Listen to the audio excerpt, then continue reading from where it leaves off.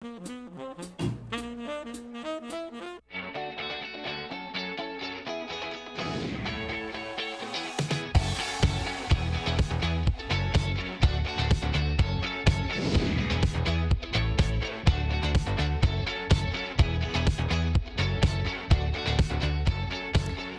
everybody. Welcome to This Day. It is Monday, December 28th. We hope you had a great weekend. We have one meeting to tell you about, and it is at 1:30 today, and it is the GRF Security and Community Access Committee meeting. And you can follow along at lagunawoodsvillage.com/meetings. Now, on our show today, we do have Jeff Parker visiting with us, who has a few updates to share. And then we also have Brian Gilmore, who will be giving us a United update as well. All right, let's go ahead and give you our COVID-19 numbers, as we always do. We have covid19.ca.gov, and then we have ochealthinfo.com, and then we have the hotline, which is 714-834-2000. You could always go to our website, which is lagunawoodsvillagealerts.com, or you could send us an email at info@lagunawoodsvillage.com. Now let's go ahead and take a look at our weather. It is looking quite cloudy out there today. Hopefully you didn't have to roll out of bed and drive anywhere because the rain was quite strong this morning. But nonetheless, we are looking at some clearing later on today, but as of right now, we are looking at some thunderstorms potentially today with a high of 58 and a low of 46. Tomorrow, partly sunny, 63-44. Wednesday, 64-42, partly cloudy. Thursday, 65-43, the sun will peek out later. And then Friday, 66-42, and that is our Happy New Year. Now, let's go ahead and take a look at the travel weather slide for the holiday. If you are traveling, the beaches are going to be about 63-40. Mammoth did get some snow, 35-10. Big Bear also got snow and is getting it right now, 30 with an overnight of 15. Palm Springs, 65-45. Now, our sunrise was at 6:55, and the sunset will be at 4:51. And I found a cute little kind of beachy photo there. Happy New Year. And if you have something fun you'd like to share with us as a way of a photo, please send it to lagunawoodsvillagetv@gmail.com. All right, when we come back, we will have Jeff Parker, so stay tuned.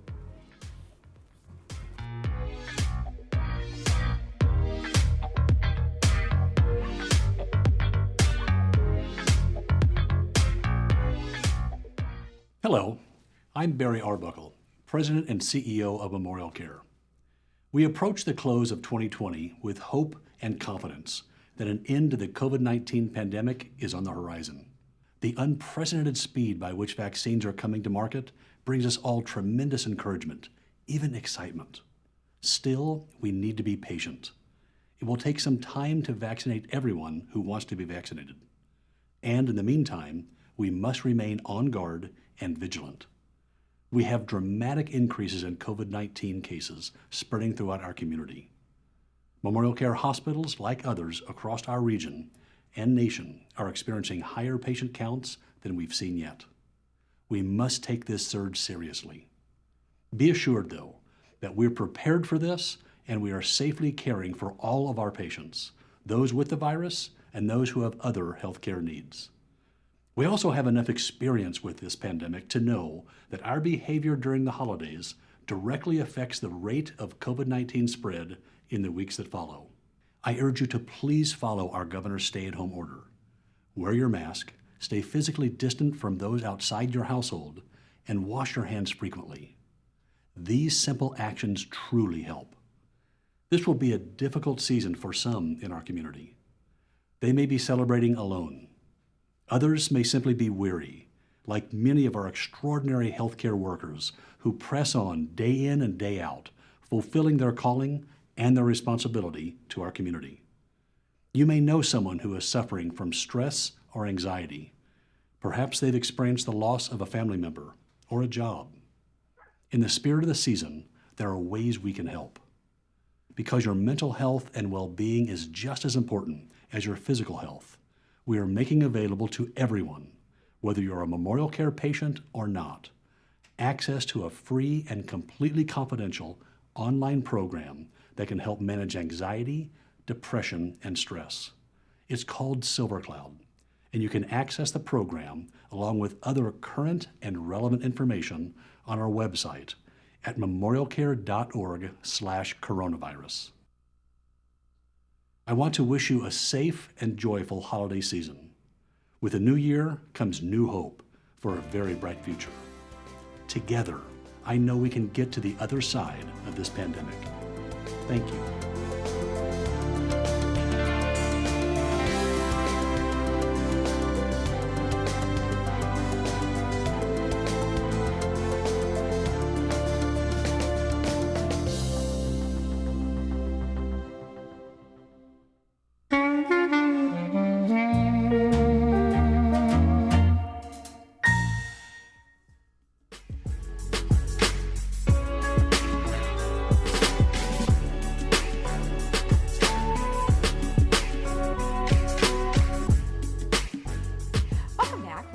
Jeff Parker here, who's just coming off of our little holiday and holiday weekend. Are you ready for the new year? I'm in the works. We know it's coming.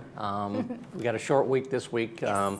but we're, in all reality, I think we all would be happy when 2020 is over and we can get into 2021 and see kind of that new light down the road. Exactly. So, in looking at that new light, some of our numbers have gone up, but we are looking forward to vaccines being available. So I'll let you go ahead and start with that. Sure. We'll talk about numbers first, and then we'll talk about the vaccine a little bit. So when you go to the page OC Health, you see that the number of cases that were reported. 11,000 people went out and got tested, so we're still getting quite a few tests being done, but we've stayed above that 3,000 mark with regards to positive cases, so that's not a good thing. And it fluctuated from last week when we were talking. It went up to over 4,000 in a couple of days, and then now yesterday was 3,200. Luckily, only one death in Orange County, and that was in an assisted living facility, so that's good news. Probably the one that we always pay the most attention to is the increase in hospitalization. And this isn't just COVID. This is people going to hospital, like you said, for flu, for breaking a leg, or having a heart attack, or whatever it is. But the issue becomes, if the hospitals get overloaded, how are they handling all those? How are they triaging those? And who's taking priority over what? And so 1,990, almost 2,000 people hospitalized in Orange County, with 443 in the ICU. Those ICUs are probably predominantly COVID. Yeah. However, we do know that there are people in ICU for other reasons as well. Right, and I actually had a conversation with Kaiser Permanente last week, who did allude to the fact that even though a hospital could seem as if they're overwhelmed, which we hear so much about in the news, that everything's so overwhelmed, they can expand. So there is expansion in every hospital. They have that capability. And they have a surge plan, in a sense, on top of that. So if they ever get into, they always say their back's against the wall right now, but we know that they have more capacity that they can probably pull in through a surge plan. What I have heard is one of the most daunting things is that now it gets to be, do they have enough doctors? Do they have enough nurses? Do they have enough caregivers who, there's got to be people that clean those rooms and take care of all that. That's been what they're really struggling about if they get a surge, is are they going to have enough capacity? Or are they going to start stretching out the caregiving that's their doctors per patients, nurses per patients? Right. That's what we don't want for anybody. Yes, exactly. As you can see in the next slide, we have 51. That's gone way up. 51 cases per 100,000. Very high positivity rate of 15%. You remember when we were talking earlier, we were hoping to get to that moderate range where we were down in the 2% range. So we are so far above that with these surges that have happened since Thanksgiving. Right. Again, this is going to be the challenge. How do we get this down? The mask and stay at home, all these stay at home orders, but the reality is that people still want to congregate together during the holidays, and it's so risky, but people are going to probably do it. So we're probably going to see another surge, come from Christmas and New Year's, this week and a half, in fact. Exactly. And hopefully come the second week of January, first week of January, we're not seeing anything worse. Well, no, but I would imagine we would see numbers that might still be creeping up due to the fact that we do have New Year's Eve and people will be congregating and celebrating and doing whatever. Then maybe towards the end of January, we could see some numbers going down. But again, you know, we have vaccinated many of the healthcare workers. And so that's a great start. And if we can just continue to do that on a regular basis, then hopefully we will start seeing numbers lower. And with more vaccines coming out, Moderna coming out more, excuse me, with the Pfizer, we're getting more people into the vaccine realm. Yes. And that first phase, and now they're trying to expand that as much as they can, as fast as they can. So obviously all the states are pushing to get as many of the vaccines out as possible. And for here, we've been really pushing the fact that as a community, we have so many people that are over 65. They're now in that over 75 group. So we've actually notified the task force and our state assembly people and the hospital working with Memorial that our numbers are really high with regards to people that are over 75, which are now in that first category of potentially getting shots once the high users, i.e. the doctors and nurses get theirs, then we can be aligned to hopefully get a program out here. Good. So I imagine after the holiday, we'll have additional information about that. Yeah, I think we're going to get a lot of information this week, and it's probably next week, in the first week of January, we'll be able to have a little bit more detail. You can actually go online though, and they've done a little bit better job with their website with talking about their tier 1, tier 2, tier 3, and who's in that category. So I would recommend people going to the Orange County Health site and looking at the vaccine section only, and it gives a really good update where they're at. Great, and that's definitely important to know, is where you actually fall in that tier. So that last slide, I know it was there, but that spike, you can see that big blue spike on with regards to hospitalizations. Something that we have to be very cognizant about and be aware. But I think the message I also want to give, and a lot of the doctors were talking about this over the weekend, is if you have an issue, if you think you're having a heart attack or a stroke or you've broken a bone, you've fallen or anything, don't hesitate. Call 911. Get to the hospital. We don't want people to think, well, they're over capacity, I can't go. Don't do that, because that's the care that you need. Exactly. Get in the queue. Yeah. You know, because obviously if you're not there, they can't do anything for you whatsoever. At least you're there. They can assess it. They can give you what's needed at the time until they can actually take a look at you. I mean, even before, when you went to ER, sometimes you had to wait for 2 hours. Oh, absolutely. So either way, you're still going to wait. So it's much better to do that. Yeah. With regards to Laguna Woods, our numbers are up. We're at 194 cases. So that's a significant kind of rise since a month ago, when we were around 100 or just a little over 100. And we're at 12 deaths, unfortunately. But that's not gone up much, because we were in the 10, 11, and that's held pretty steady. So we'll save good. That means people are recovering. Yeah, and so that's a good news from that perspective. And that's about all I have with regards to COVID. Again, with regards to the vaccine, I recommend going on their website. Talks a little bit about how it's coming out, who's received it already. A lot of the Orange County fire people are now getting it because they're the paramedics, and they're the ones that are coming out to assist people. Right. And obviously the doctors and nurses have started to receive it already. So exactly. And you know, and we always give information as often as we can, and so I know you won't be on again until after the first of the year. Right. But as we mentioned, we'll definitely keep you informed if we do get something over the next couple of days. Absolutely. All right, good. So what else do you have? Just a couple of things that I wanted to make sure our residents were aware of, or want to continue to make them aware of, and that's our RFID program. We went away from the stickers on the cars, and so now we're focusing on the RFID. Talked to Chuck this morning. He said it's been going really, really well. People are coming in and getting their RFIDs, so we just want to encourage people to do that. Call resident services, make an appointment. Once you have your appointment, you just pull in the back and we'll come out and put your RFID on. You don't have to get out of the car. You don't have to have interaction with our staff. So, but do call in and make an appointment. But We want to encourage everybody to get their RFIDs because that's how it best enter the village and the easiest way to get through our gate system. Yeah, I have been seeing people pretty regularly doing that, which is great. And like you mentioned, they don't have to get out of their car. Everybody's got their masks on. They stay far apart if needed. And yeah, it seems to be running quite smoothly. Yeah, it's really good program. The other one I wanted to mention, now that Christmas is over and New Year's is coming up, our landscape department will start picking up Christmas trees if you want to put them on the curbside. The process is we'll start picking up between the 28th and 30th, and then January 5th through the 8th. So those 2 time frames. Okay. You must call resident service 48 hours in advance. So if you call today, then we can pick it up on Wednesday type of thing.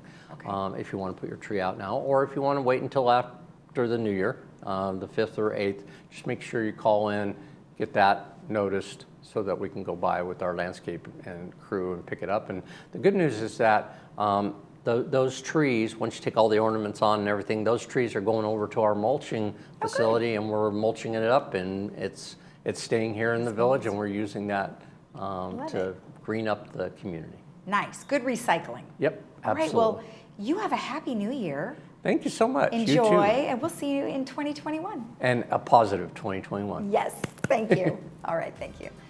And when we come back, we will have Brian Gilmore with the United Update. Stay tuned.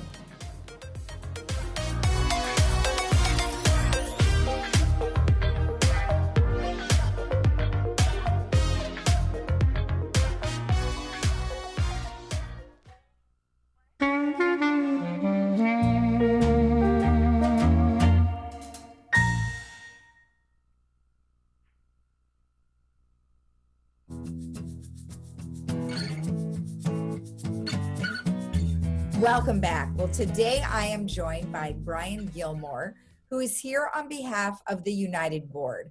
Well, Brian, thank you so much for joining us today. How are you doing? I'm doing well. How about yourself? Great, great. Well, thank you for taking the time to join us. I know there's a couple of things that you guys would like to update us on regarding architectural controls and standards. So feel free to start.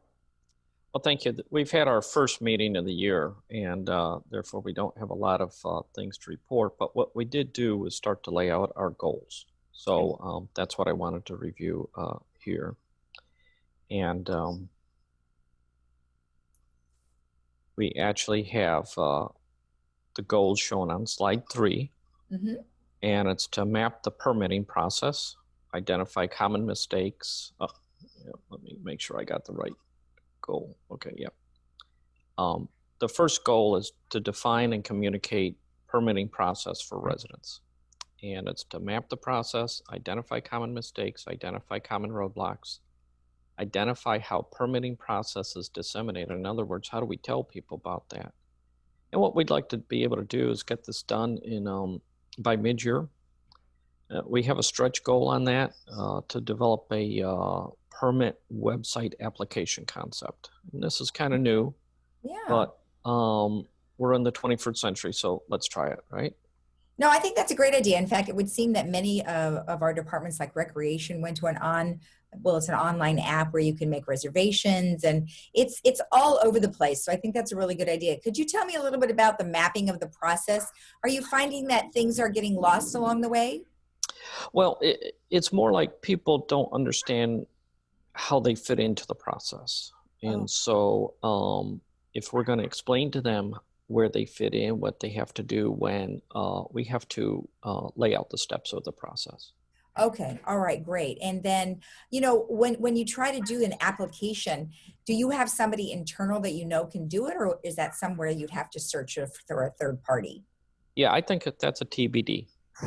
Okay. And of course, if we're going to try and get to a website application, that would start with mapping the process anyhow. So this mapping the process is really key. I think most people who've been in business will understand that. You have to map your business processes to understand what's going on.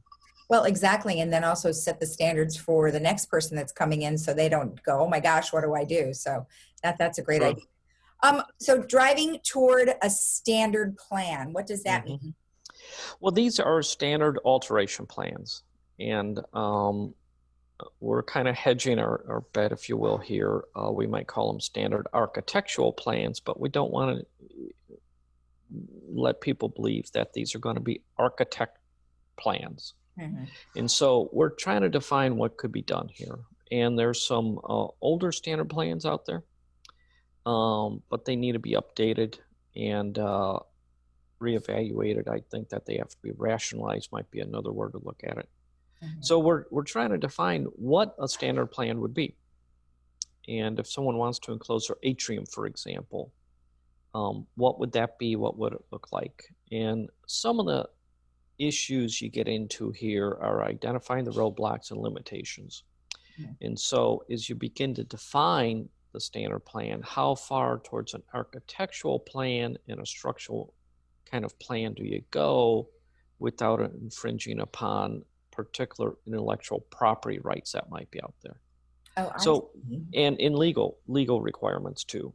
So we have to pick through that one, and that's a very challenging goal, and that's why we have it out there in third quarter, but it might be even fourth quarter for that one. But you know, let's be a little bit aggressive, and then we'll have something.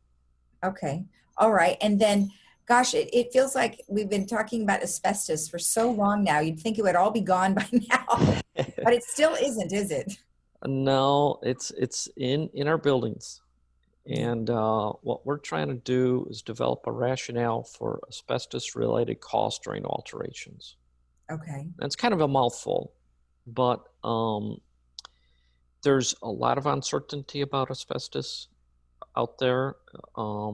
People hear from different contractors, and what we're trying to do is really figure out what can and cannot be done about asbestos. And of course, you know, this is one of those situations. I think if you have 5 people in the room, you're going to get 10 inputs. Right. So we want to be able to consult an expert from outside who can help guide some of that conversation. Mm-hmm. And show us really to what a rational approach would be. Maybe that's the title of this one, rational approach for asbestos-related costs during alterations. Okay. And if we can draw the line somewhere, where do we draw it? Right. And along with that is we want to determine liabilities. And then we do want to revisit the communication plan for dissemination. And there was a good effort last year where we have some write-ups on that, and they were made available to the members. But we want to make sure that people know where to find those, and make sure that they're readily available. Okay, that's great, because I'm imagining that every time that you do an alteration and it is somewhere where there is asbestos, does that just sort of kick it all up again and concerns? Is that right? Well, roughly, yes. There are different views on this. So if you take the kind of the extreme view, you have difficulty taking down kitchen cabinets, for example. Right. But if you take a more liberal view, that would be in the possibility that you can do that. So we're trying to come to a consensus on really what can be done and what cannot be done. And, you know, some of this starts with, if you're doing a major alteration, you likely need to get an asbestos test and find out how much asbestos is in the walls before demolition is started. Right. Okay. Well, good to know. Good to know. So contractor clearinghouse, what does that mean? Well, this is really more of a exploratory goal. But, you know, there's been comments made that there's really good contractors, and then there's sometimes contractors who don't fulfill their contract, or people have trouble working with them, or other things. So I would envision this to kind of like be a home advisor, you know, the website Home Advisor, kind of set up. But we have to come to a consensus on what this would be, investigate the need. Should we even be talking about who is a preferred contractor or not preferred? There's legal implications there. Mm-hmm. and we don't want to get in the way of anything like that. And of course, don't want to prohibit the free market. If someone has a good reputation, he should be able to come here and work and go forward. Yeah, exactly. Yeah. But this has a lot of investigative work to be done, and a lot of issues to pick through again. And after we get that and decide whether we want to move ahead, if we do, then develop the concept for what it would be. Everyone has different concepts. Some people might think, well, it's just a list. Other people might think it's a rating system. My concept would be like a home advisor, Emily's List, or something like that. Yeah, I mean, that just basically is telling everyone that you've done the due diligence, you've researched the actual contractor, you've gotten great feedback, and then that's why you list them as such. So yeah, that would be nice to have, I think. I mean, it seems like most people would enjoy something like that. But then again, as a committee, you guys have to be careful about the legalities of that. So yes, totally understandable, that's for sure. Yeah, in fairness too, there's always a difference between what's fair and maybe what's extremely legal. But we also want to be fair to not only our residents, but also the contractors. Okay. And then synergy between maintenance and construction committee and landscape committee. Yeah, so I think we have a unique opportunity united this year. I sit on all three of those committees, and I chair the architectural committee. Mm-hmm. And I see opportunities where we can make a balance between the decisions we made if we're communicating amongst each other. Mm-hmm. And one example would be is how far do we go on tree maintenance versus gutter replacement and other things. That's one of the trade-offs we might want to be looking at. But that's more of a personal goal.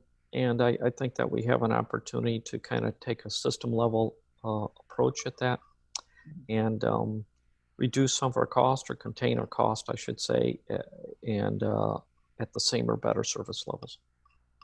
Well, that's great. I mean, it's always nice to be able to get the committees together to sort of work together. Obviously, we have a common goal, and that's the village to look great and to keep moving forward with the amount of value that's here. So exactly. Yep.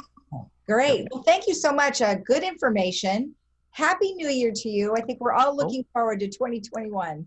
Merry Christmas. Happy New Year. Yep. Okay. All right. Thank you, Brian. Bye. Bye-bye. And we'll be right back after this.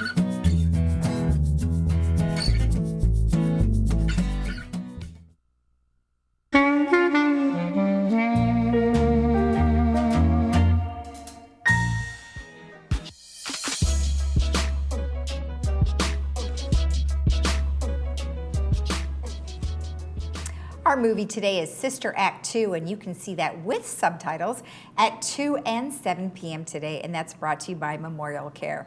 All right, let's take a quick look at our weather. It is still going to be raining throughout the day, and we are looking at some clearing later this afternoon, but our temperatures are looking at about 57-43, 63-49, 64-42, and then by Friday, Happy New Year, 66-42. We will see you again tomorrow right here at 9 a.m. Have a wonderful Monday. Bye-bye.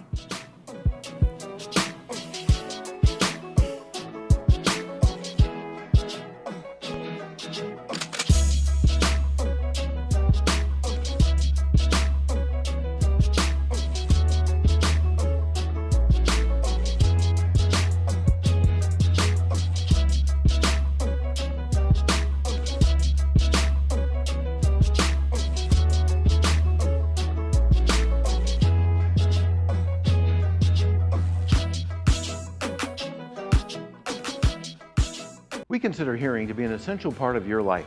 During this time of quarantine and isolation, you need to be hearing the best you can to understand how to stay safe and to hear your friends and family. Advanced Ear Care is offering service to everyone that needs help with their hearing aids, no matter where it was you purchased. If it's not working properly, please call for a free troubleshooting appointment. We even have hands-free, no-contact curbside service. There's no charge for this service. Advanced Ear Care is here to keep you hearing during these critical days. Tip. Top. Alteration. Don't give mosquitoes a fighting chance.